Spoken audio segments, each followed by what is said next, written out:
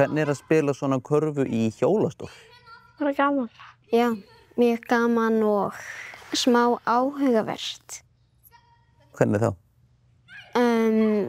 Það mjög gott eins og mig.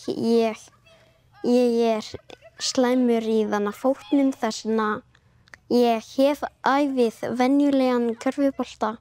Það bara mjög erfitt fyrir mig þess vegna þetta mjög gott fyrir mig. Hver galdurinn við að ýta svona stól og halda bolta í leiðinni? Þú þarf bara að dribbla.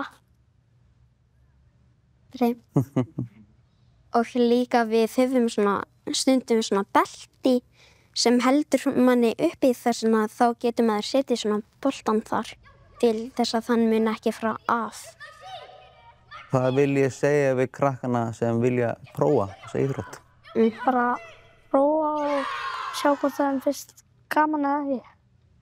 Og líka bara prófa og þannig að hafa gaman. Þá vitum við það, hjólastólakarfa heila málið. Ég sagði ekki.